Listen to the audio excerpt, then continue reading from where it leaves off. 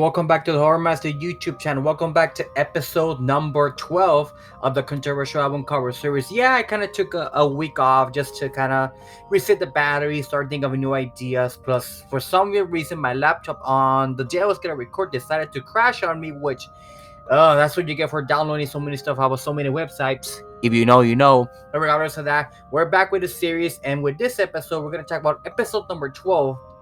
We're going to be tackling an album cover that a lot of people didn't know that it began to have a controversy at the time of the release, and it kind of slowly began to get some controversy as the years went by, especially with a certain individual, which we'll talk about in a bit.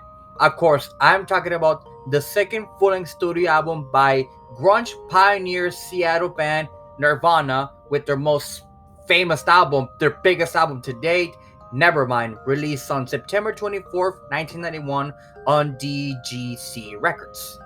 Now, for those who don't know who Nirvana is, what the hell are you doing here? Nirvana is, like I mentioned before, a grunge Seattle band based out of somewhere in Portland, Seattle area, who was the biggest band in the world in the 90s, of course, after the deaths of glam and kind of the underground going more underground. Bands like Nirvana, bands like Pearl Jam, bands like Soundgarden, bands like Alice in Chains began to kind of rise up and create this new sound called grunge, which was inspired by bands like the Melvins, Mother Love Bone, amongst others, and of course was the biggest hit in the 90s to probably 1994. And then of course Nirvana being the biggest one of the big four of grunge. You know, to me personally, I was always an Alice in Chains fan, since being Alice in Chains more of a heavier, doomy, sludgy kind of band. Nirvana has its moments. Of course, Nirvana eventually made its demise when, of course, Kurt Cobain committed suicide, joining the 27 Club, and eventually kind of the downfall of grunge kind of began from there. After that, Lane Stanley from Alice in Chains passed away, and a couple of years later, the Alex from Mother Love Bone passed away also. So it was kind of almost the demise of grunge.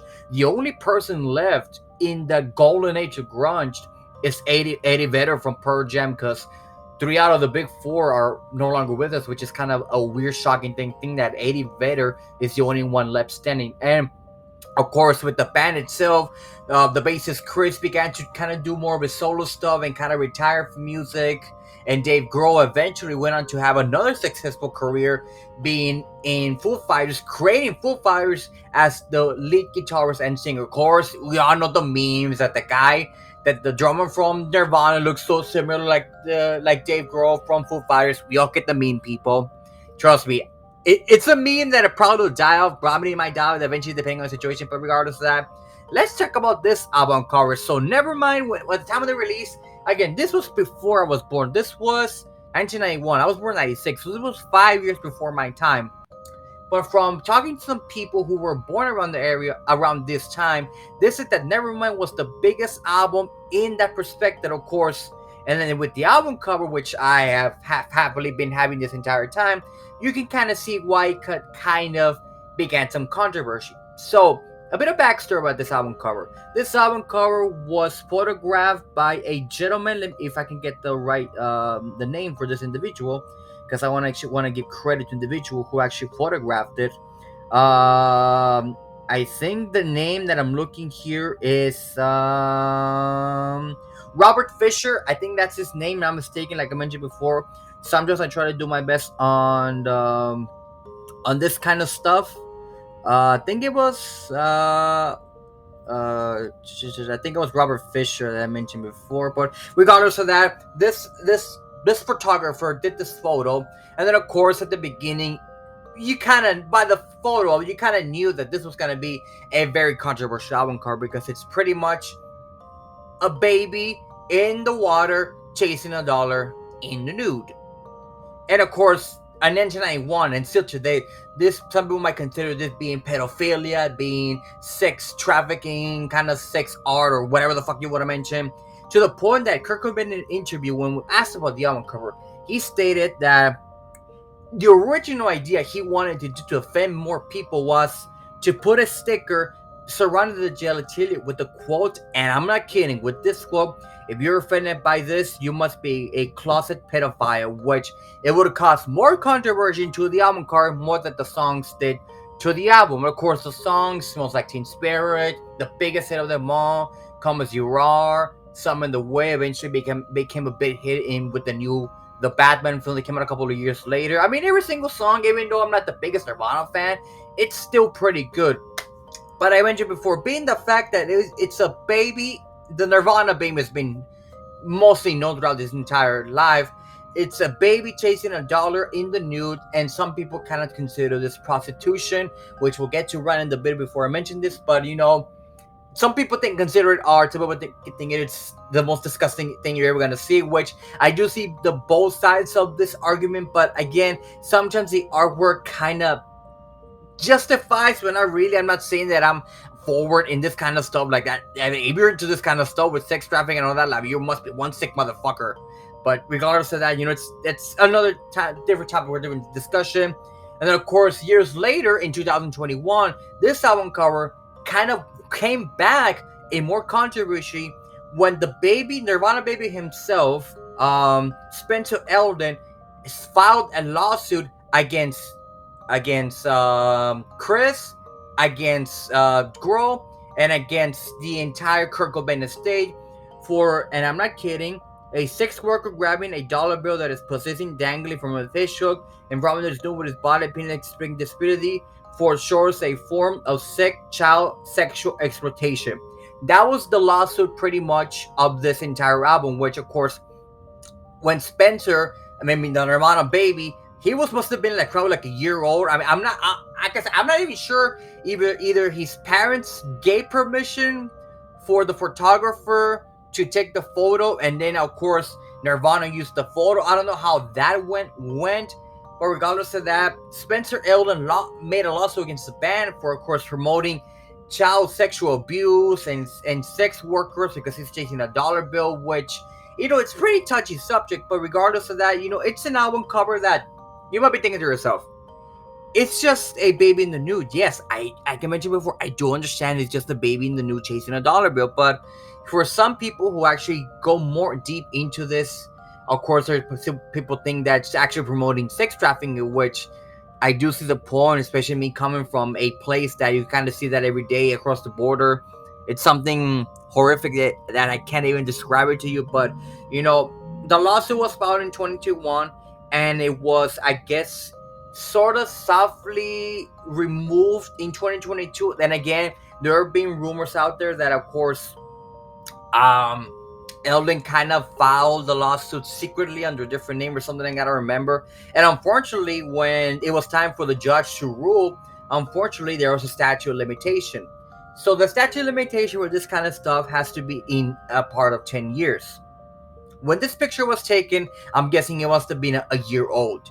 By the time that I guess Elden filed the lawsuit, he was already past the 10-year mark, when he should have filed immediately when he turned 18. But of course, when he filed, it was turning 28, 29 thing around there. Of course, the statute of limitation kind of went off, so the lawsuit was kind of thrown out. But I'm pretty sure that Spencer and the Kurt Cobain estate kind of settled an agreement, or maybe they're still delegating on what the perfect price it is for this album cover. But it's an album cover that, again, as a parent who might see this, you might be thinking this is probably a disgusting thing.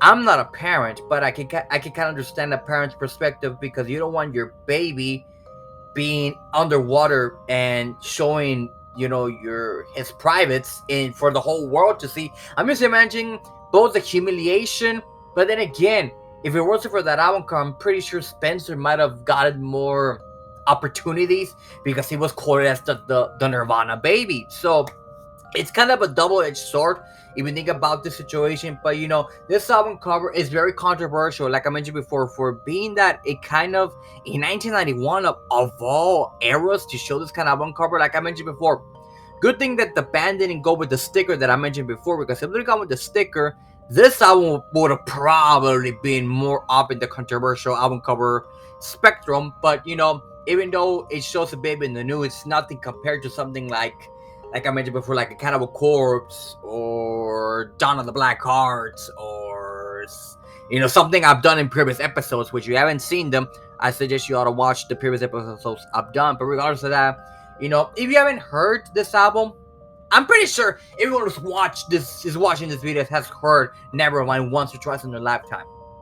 But if you actually look more into the album cover and the lyrics and all that, and what the band was trying to persuade during that era in 1991, which 1991 was a completely different era compared to the era of the mid 90s to late 90s to early 2000s.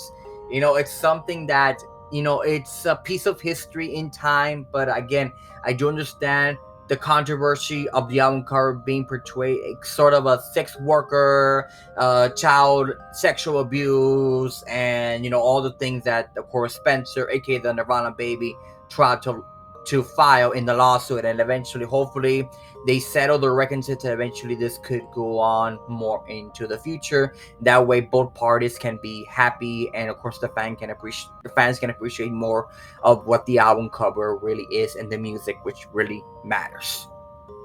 And that does it for this video, guys. Go enjoy this new video. Like I mentioned before, guys, hopefully I can bring you more videos in the future. I have a couple more album covers I'm gonna bring you guys in the next couple of weeks.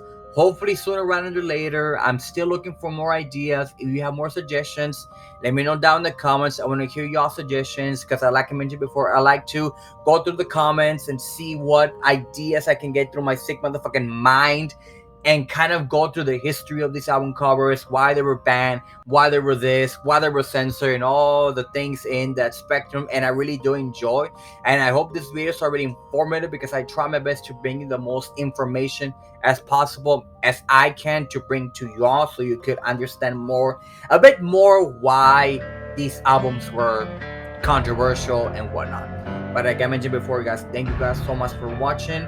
Stay safe, everyone, and until next time, stay metal.